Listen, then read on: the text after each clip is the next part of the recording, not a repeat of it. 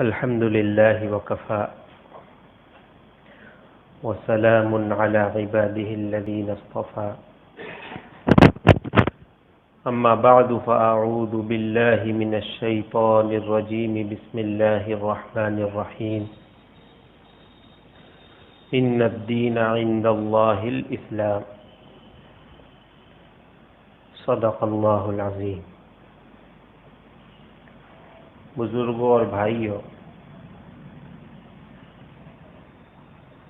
اس سے پہلے جب میری حاضری ہوئی تھی تو میں نے یہ بات عرض کی تھی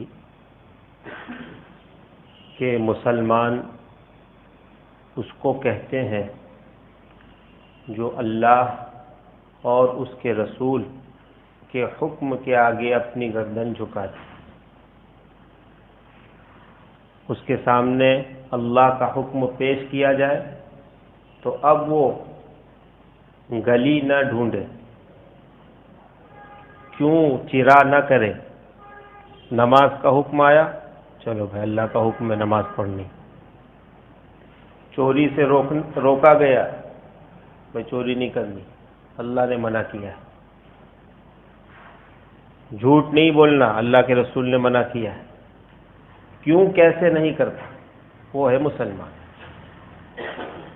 اور مثال دے کر میں نے سمجھایا تھا کہ اگر ہمیں ہمارے والد صاحب یا ہمارے پیر صاحب کوئی حکم دے کہ ذرا یہ کر دو نہیں، تو ہم ان سے یہ نہیں پوچھیں گے ایسا کیوں کرنا، کیوں کرنے کو کہہ رہے ہو، نہیں پوچھتے ہم، یہ ادب کے خلاف ہے۔ تو اللہ تو سب سے بڑی شخصیت ہے، اس کا کتنا ادب اور احترام ہونا چاہیے۔ جب ہم اپنے والد اور اپنے پیر کا اتنا اکرام کرتے ہیں تو اللہ اور اس کے رسول کا کتنا ادب اور احترام ہمیں کرنا چاہیے۔ جو حکم ہے بس مان لینا ہے، اس کا نام ہے مسلمان۔ اللہ پاک مجھے بھی سچا اور پکا مسلمان بنائے، اور آپ کو بھی اللہ پاک سچا اور پکا مسلمان بنائے۔ جنت میں جانے کے لیے سچا اور پکا مسلمان ہونا ضروری۔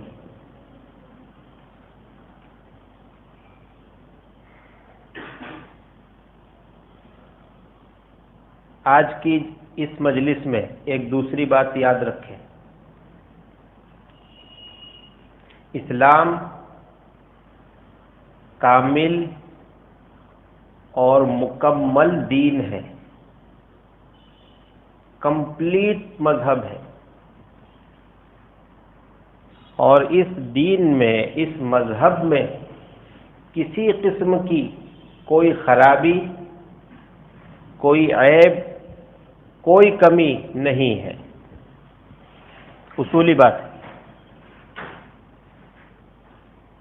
اسلام کو مذہب بنایا اللہ پاک نے، اس کو دین بنایا اللہ پاک نے، پس اس دین میں جو عرش سے نازل ہوا ہے، نہ کوئی عیب ہو سکتا ہے، نہ کوئی کمی ہو سکتی ہے، نہ کوئی کجی ہو سکتی ہے، اور نہ کوئی کوتاہی ہو سکتی ہے۔ کامل، مکمل، پرفیکٹ اور کمپلیٹ دین ہے۔ حضور پاک صلی اللہ علیہ وسلم کے زمانے سے لے کر قیامت تک کے انسانوں کی ہدایت اللہ پاک نے اسی میں مضمر رکھی۔ صرف حضور کے زمانے تک کا دین نہیں ہے، یہ قیامت تک کے لیے دین۔ جن باتوں پر چل کر صحابہ کامیاب ہوئے، انہی باتوں پر ہم چلیں گے تو ہم بھی کامیاب، اور قیامت تک کے لیے آنے والا انسان انہی باتوں پر چلے گا تو وہ بھی کامیاب ہوگا۔ خیر، یاد رکھنے کی بات یہ ہے کہ اسلام کامل اور مکمل دین ہے، پرفیکٹ اور کمپلیٹ مذہب ہے۔ انگلی رکھنے کی جگہ اس میں نہیں۔ دین اسلام کا دار و مدار قرآن اور حدیث پر ہے۔ قرآن اپنے بارے میں کہتا ہے الف لام میم ذالک الکتاب لا ریب فیہ، یہ ایسی کتاب ہے جس میں شک شبے کی کوئی گنجائش نہیں۔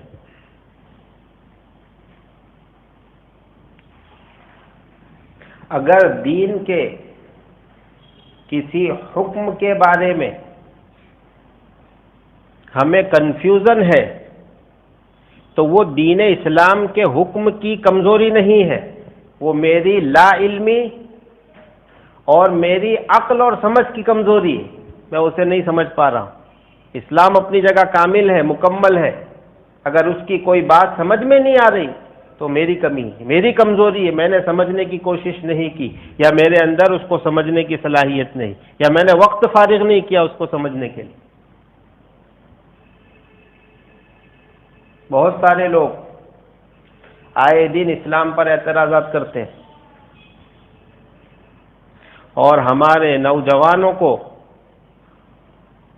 اسلام سے پھیرنے کی کوشش کر رہے ہیں۔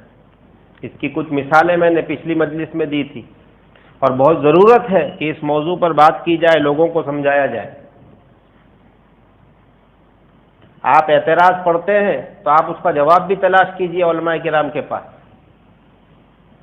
افسوس کی بات یہ ہے کہ ہم اعتراض ہی اعتراض پڑھتے ہیں، اندر سے اگر کنفیوژن پیدا ہو گیا، پچھلی مجلس میں بھی میں نے یہ بات کہی تھی، دین کے کسی چھوٹے سے چھوٹے حکم کے بارے میں اگر کسی کو شک شبہ ہو گیا وہ ایمان سے خارج ہو جائے۔ Social media, print media, electronic media پوری طاقت کے ساتھ اس پر کام کر رہا ہے کہ مسلمانوں کو ان کے مذہب کے بارے میں شک شبے میں مبتلا کر دیا جائے کہ یہ مذہب برابر ہے کہ نہیں۔ اگر اس طرح کا کوئی شک شبہ پورے دین کے بارے میں نہیں کہہ رہا، ایک حکم کے بارے میں بھی ہو گیا، آدمی ایمان سے نکل جائے گا۔ وہ چاہتے ہیں کہ ہمارا ایمان چھین لے، یہ سب سے قیمتی سرمایہ، کامیاب ہو جائے گا۔ اس لیے ہمیں اپنے ایمان کی حفاظت کی فکر کرنی ہے اور اپنے بچوں کے ایمان کی حفاظت کی فکر کرنی ہے۔ یہ بات میں نے پچھلی مرتبہ بھی کہی تھی، آج پھر کہہ رہا ہوں کہ اپنے بچوں سے بھی پوچھتے رہو کہ بیٹا اسلام کے کسی حکم کے بارے میں کوئی کنفیوژن تو نہیں ہے تمہیں؟ وہ اسکول جا رہے ہیں، وہ کالج جا رہے ہیں، وہ انٹرنیٹ پر ہیں، عجیب عجیب چیزیں لوگ ڈال رہے ہیں، پوچھتے رہیے ان سے۔ بہت سے ٹیچرز بھی اسلام پر اعتراض کرتے ہیں اسکولوں کے اندر۔ ہمارے بچوں سے ہمیں پوچھتے رہنا چاہیے، اگر کوئی ایسی بات ہے تو کسی عالم دین کے پاس لے جا کر اس کو صاف کرنا چاہیے۔ پچھلی بار میں نے مثال دی تھی کہ اسلام نے 4 شادیاں رکھی ہیں، اس پر لوگ ہنگامہ کرتے ہیں، اس کی وجہ بھی میں نے بتائی تھی۔ ایک بات یاد رکھو میرے بھائی، وجہ تو میں بتا چکا، لیکن اس سے آگے کی بات کہ اگر کوئی شخص دوسرا نکاح کرتا ہے،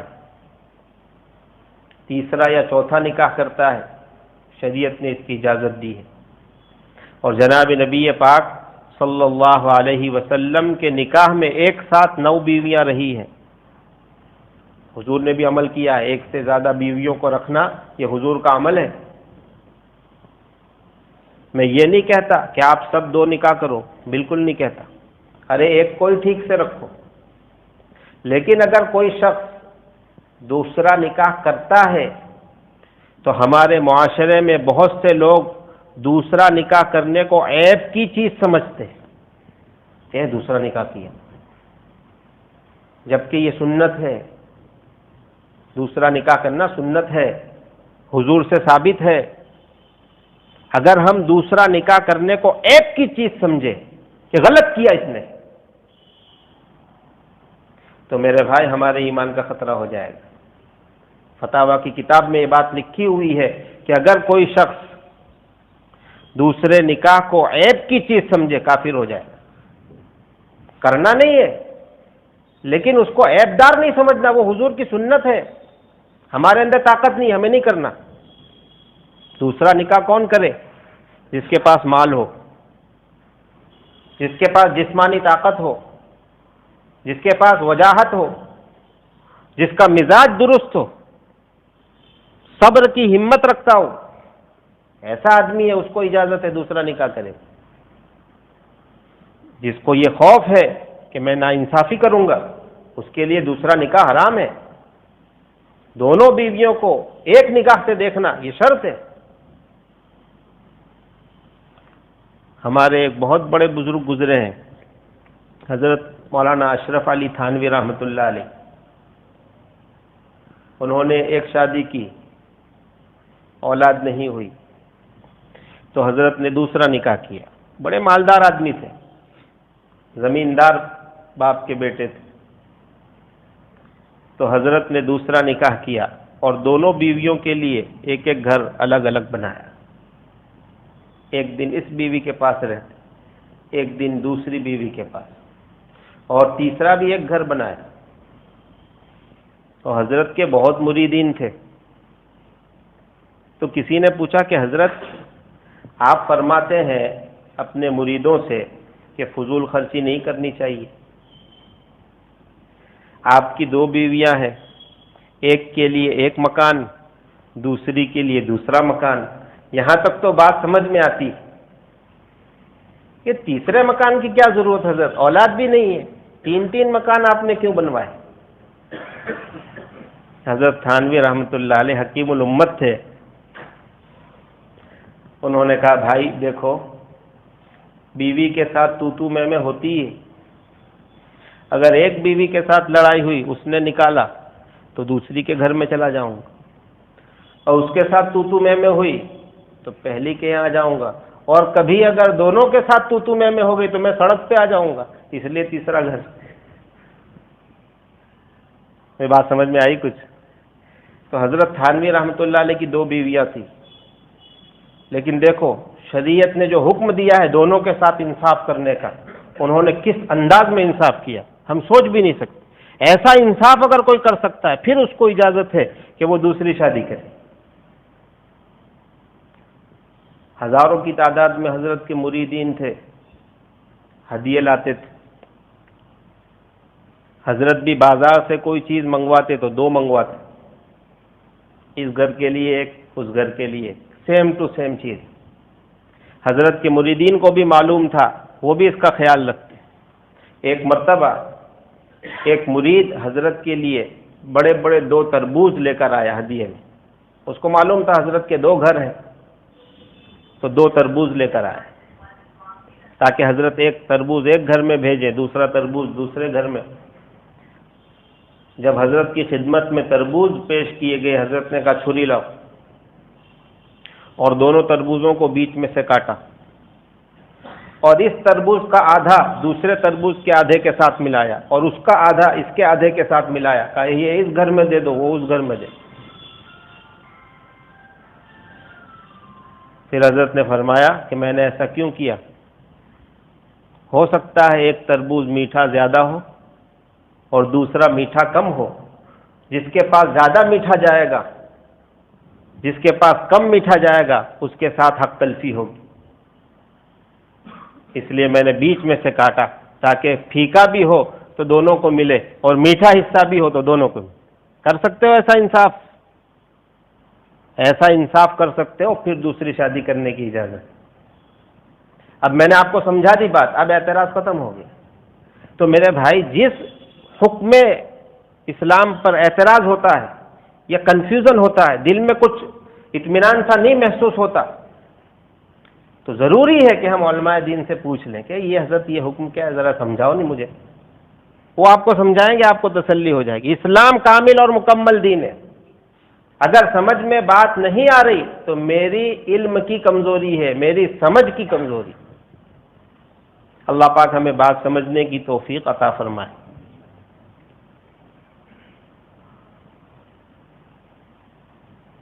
ایک اور اعتراض لوگ کرتے ہیں کہ اسلام عورت کی عزت کی حفاظت نہیں کرتا. کیوں؟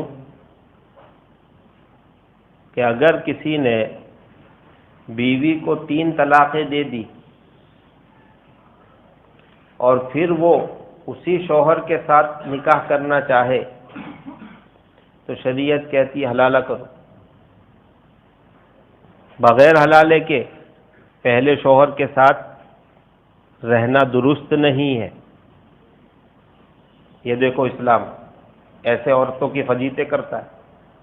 یہ ہوا ہے، اور یہ اعتراض ہم سنتے ہیں، لیکن جواب کیوں نہیں تلاش کرتے میرے بھائی؟ آج ایک اعتراض ہے، اس کا جواب آپ نہیں جانتے. کل دشمن نے دوسرا اعتراض آپ کے دماغ میں ڈالا، اس کا بھی جواب آپ نہیں جانیں گے. کل چوتھا ڈالے گا، تیسرا ڈالے گا. یوں اندر سے ایمان کمزور ہو جائے گا کہ کیسا دین ہے ہمارا. اور ایک بات سنو، ہمارے پاس تو اسلام پر ہونے والے ہر اعتراض کا جواب ہے، عقلی جواب بھی ہے اور نقلی جواب بھی ہے، اجمالی جواب بھی ہے اور تفصیلی جواب بھی ہے، دلیل والا جواب بھی ہے اور الزام والا جواب بھی ہے. الحمدللہ ہمارے پاس ہے.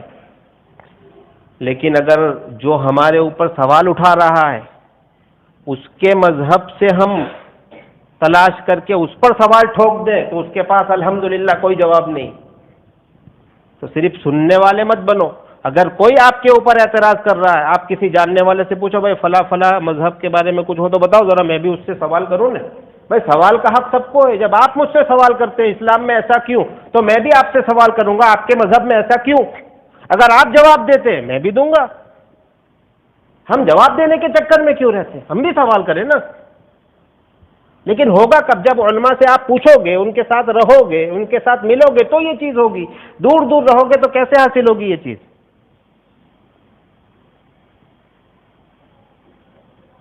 ایک مرتبہ ہم ٹرین میں سفر کر رہے تھے، کچھ لوگ ملے اور انہوں نے یہی اسلام کے اوپر سوالات شروع کی. ایک سوال کیا، ہم نے ان کو جواب دے دیا، پھر دوسرا سوال، پھر تیسرا سوال. یہ تو سلسلہ اتنا لمبا چلے گا کہ ہم تھک جائیں گے. ہم نے کہا ٹھیک ہے، ایک کا جواب ہم نے دیا ہے، ہمارے پاس بھی سوال ہے، ایک جواب آپ دیں پھر بات آگے چلے گی. ایک اعتراض ہم نے پیش کیا، دوم دبا کے بھاگے، ہے ہی نہیں جواب، دوم دبا کر بھاگے. اتنا قوی اور ٹھوس اور مضبوط دین ہمارے پاس ہے کہ اس میں استنجا کرنے کے طریقے موجود ہیں. سبحان اللہ. سو کر اٹھنا کس طرح ہے یہ موجود ہے، سونا کس طرح ہے یہ موجود ہے، کپڑے کس طرح پہننا ہے موجود ہے، چپل کس طرح پہننی ہے اور کس طرح اتارنی ہے یہ بھی موجود ہے. بتاؤ ہے کسی کے پاس؟ کامل اور مکمل دین ہے یہ اسلام. اگر سمجھ میں نہیں آ رہا میری کمزوری ہے، دور کرو اس کو. اور ہمیں فخر ہے، ہمیں پراؤڈ ہے کہ ہم مسلمان، فخر ہے ہمیں. ہم سینہ تان کے کہتے ہیں، ہم گردن اٹھا کے کہتے ہیں ہم مسلمان ہیں. جھک جھک کر نہیں، سینہ تان کے ہم مسلمان ہیں. کچھ لوگ مسلسل اخباروں میں اور میڈیا پر اس طرح کے مضامین لکھ رہے ہیں اور بول رہے ہیں کہ سب سے بڑا دھرم انسانیت ہے، سب سے بڑا دھرم انسانیت ہے. تو مسلمانوں کو بھی چاہیے کہ اسلام سے اوپر اٹھ کر، اسلام سے باہر نکل کر اس دھرم کا پالن کریں، اسلام سے نکل جائیں اور انسانیت والے دھرم کا پالن کریں. دیکھنے میں کتنا اچھا لگتا ہے. اسلام سے اوپر اٹھ کر، اسلام سے باہر نکل کر بات کرو، انسانیت کی بات کرو. ارے تمہارے کارنامے کیا ہے پہلے وہ بیان کرو، پھر ہم سے انسانیت کی بات کرنا. تم نے انسانیت کی کتنی پاسداری کی ہے وہ بتاؤ پہلے. ایمو اور مسور کی دال، ہم سے کہہ رہے ہو انسانیت. میرے بھائی یاد رکھو، انسانیت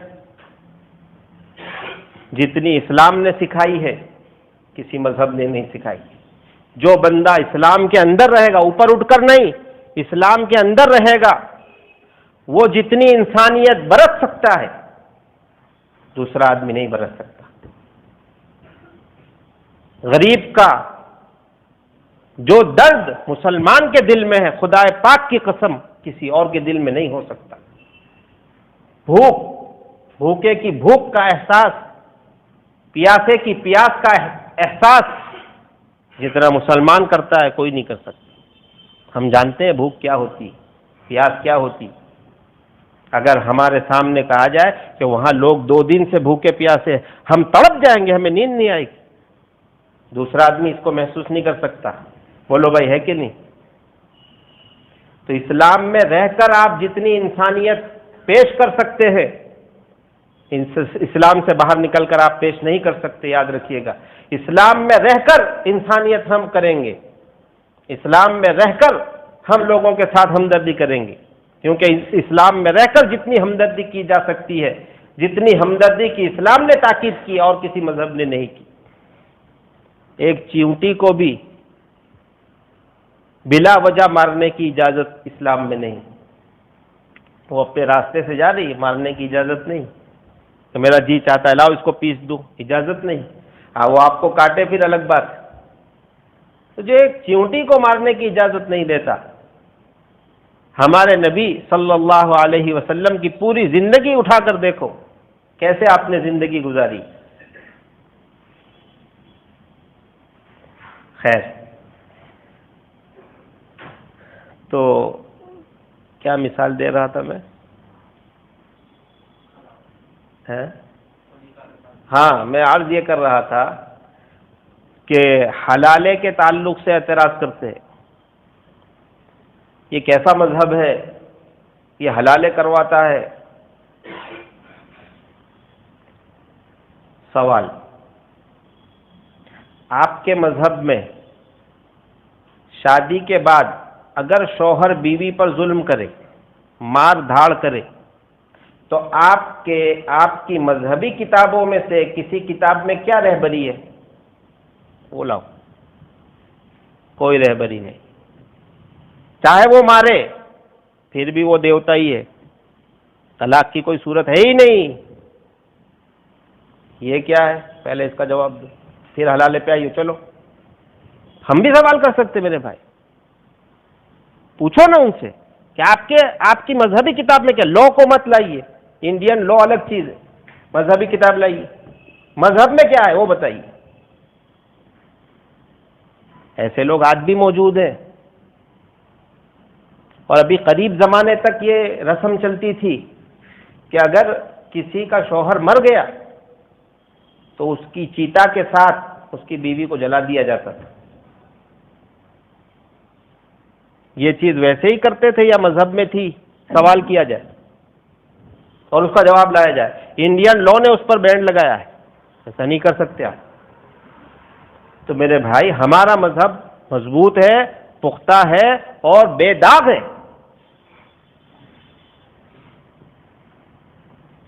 جو حضرات اور جو سماج بیوی کو شوہر کی چیتا کے ساتھ جلانے کا قائل ہو، وہ جانور کی قربانی پہ اعتراض کرے، کیا حق ہے اس کو؟ بات سمجھ میں آ رہی میرے بھائی؟ تو میں عرض یہ کر رہا ہوں کہ ہم بھی کچھ سیکھیں، ہم بھی کچھ سمجھیں اپنے مذہب کے بارے میں، اور صرف جواب دینے کے چکر میں نہ رہیں۔ اگر کوئی سوال آپ کے ذہن میں آتا ہے، آپ ضرور اس کا جواب تلاش کریں، لیکن آپ کے پاس بھی کچھ سوال ہونے چاہیے۔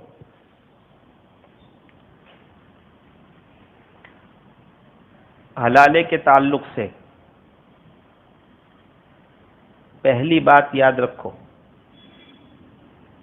کہ اسلام نے یہ حکم دیا ہے کہ اگر میاں بیوی میں کسی طرح جوڑ نہیں ہو رہا، پوری کوششیں کی، اس کا پورا لمبا طریقہ ہے، وہ ساری پروسیس کر ڈالی، لیکن پھر بھی جوڑ نہیں بیٹھ رہا، گزارا نہیں ہوگا ساتھ میں، الگ ہونا ضروری ہو گیا ہے، تو شریعت نے رہبری کی ایک طلاق دے،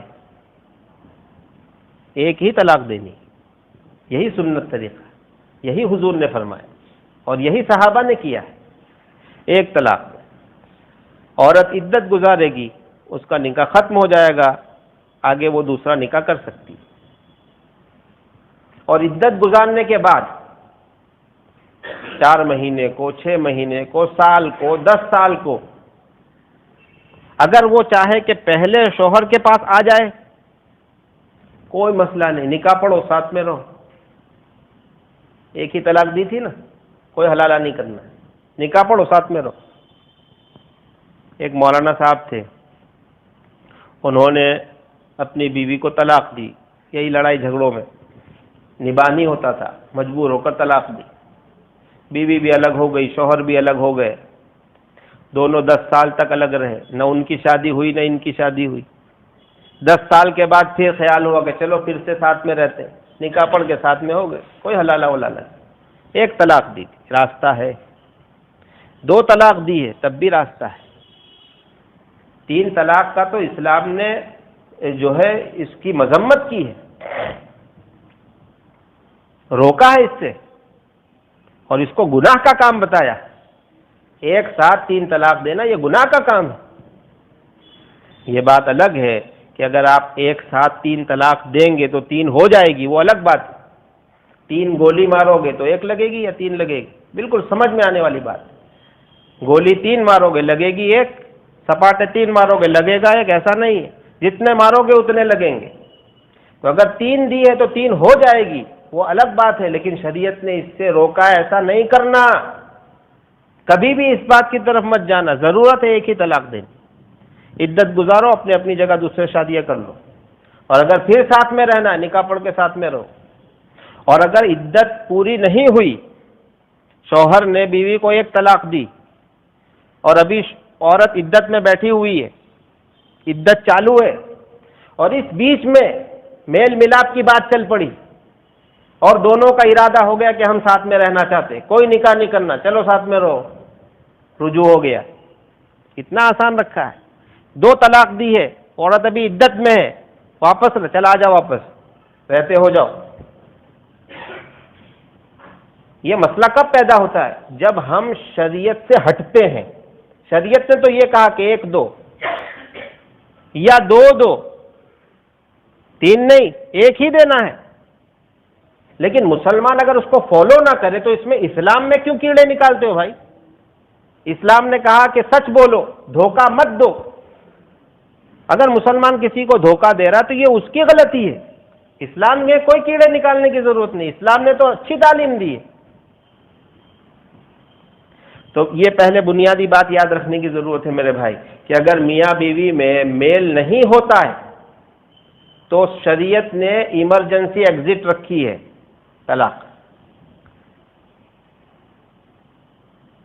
ساتھ میں نہیں رہ سکتے، مزاج الگ ہیں، تو اب کوئی راستہ تو رکھنا پڑے گا۔